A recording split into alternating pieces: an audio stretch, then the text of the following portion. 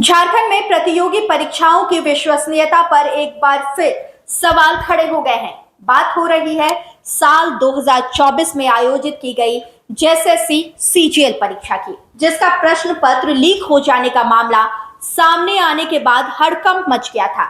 लाखों युवा जो इस परीक्षा के सहारे सरकारी नौकरी का सपना देख रहे थे, उनके साथ क्या सिर्फ धोखा हुआ? क्या ये एक सुनियोजित साजिश थी?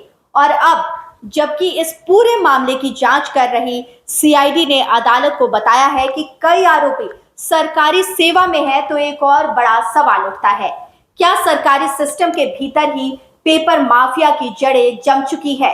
झारखंड में इस बहुचर्चित पेपर लीक कांड को लेकर अब कानून का शिकंजा कसता दिखाई दे रहा है। सीआईडी की जांच अंतिम चरण में है और चार्जशीट दाखिल की जा चुकी है। अब कई आरोपियों के खिलाफ अभियोजन स्वीकृति मांगी गई है ताकि उनके खिलाफ मुकदमा चलाया जा सके। जेएसएससी सीजीएल परीक्षा पेपर लीक केस की जांच कर रही झारखंड सीआईडी ने इस मामले में अहम जानकारी कोर्ट के समक्ष रखी है। जांच अधिकारी ने स्पष्ट रूप से बताया है कि इस घोटाले में शामिल कई आरोपी सरकारी सेवा में हैं और इसलिए उनके खिलाफ केस चलाने के लिए अभियोजन स्वीकृति जरूरी है। अदालत को जानकारी दी गई कि स्वीकृति की प्रक्रिया शुरू कर दी गई है और जैसे ही यह अनुमति मिलती है, कोर्ट सीआईडी की चार्जशीट पर संज्ञान ले सकेगा। अब तक इस केस में सीआईडी 2 चार्जशीट दाखिल कर चुकी है। पहली चार्जशीट गौरव कुमार और अभिलाष कुमार के खिलाफ दायर की गई थी, जिन पर सीआईडी ने प्राथमिक जांच पूरी कर ली थी। वहीं दूसरी चार्जशीट में शामिल हैं संदीप त्रिपाठी, मनोज कुमार, झारखंड आईआरबी के निलंबित जवान कुंदन कुमार और उसके नेटवर्क से जुड़े लोग, रामनिवास राय, उसके भाई निवास राय, भतीजा कविराज उर्फ मोटू, रॉबिन कुमार, अखिलेश कुमार, विवेक रंजन, कौशलेंद्र उर्फ राहुल कुमार और कृष्णा स्नेही।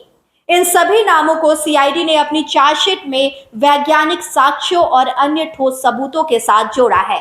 चार्जशीट में न सिर्फ आरोपियों की पहचान की गई है, बल्कि यह भी बताया गया है कि किसने किस भूमिका में इस पूरे षड्यंत्र को अंजाम दिया, किसने पेपर लीक की जानकारी लीक की, किसने अभ्यर्थियों को भ्रमित किया, किसने पैसे वसूले और सबसे अहम, ये सारा नेटवर्क किस तरह से एक संगठित गिरोह के तौर पर काम कर रहा था।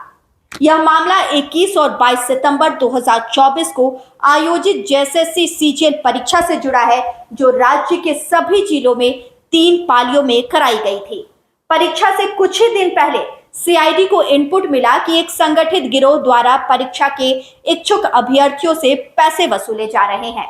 बदले में उन्हें यह झांसा दिया गया कि उन्हें प्रश्न पत्र उपलब्ध कराया जाएगा। जांच में सामने आया कि कई उम्मीदवारों को परीक्षा से पहले ही प्रश्नों की जानकारी दी गई थी, जो स्पष्ट रूप से परीक्षा प्रक्रिया की निष्पक्षता पर एक करारा प्रहार है। रामनिवास राय और उसका पूरा नेटवर्क कथित तौर पर एजेंट की भूमिका में था, जो न सिर्फ अभ्यर्थियों से संपर्क करते थे, बल्कि रकम तय कर उन्हें पेपर मुहैया कराने का वादा भी करते थे। इसमें से कुछ ने तो खुद परीक्षा भी दी और दूसरों को पेपर तक पहुंचाया।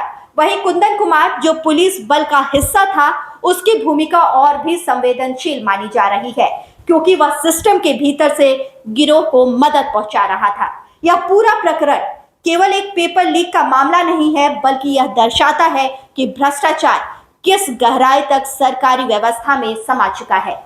एक ऐसी परीक्षा जिसे पारदर्शी और निष्पक्ष मानकर लाखों युवा मेहनत करते हैं, यदि उसमें भी पैसों और संपर्कों का खेल चले, तो फिर यह सिर्फ एक परीक्षा का नहीं, एक पीढ़ी के भरोसे का संकट बन जाता है। अब इस केस में अभियोजन स्वीकृति की प्रक्रिया पूरी होने का इंतजार है, लेकिन यह तय है कि इस घोटाले में शामिल किसी भी व्यक्ति को छोड़ना भविष्य की कई और परीक्षाओं की नींव को खोखला करना होगा। लाइव लगातार के वीडियो को लाइक करें, सब्सक्राइब करें और बेल आइकन को दबाना न भूलें।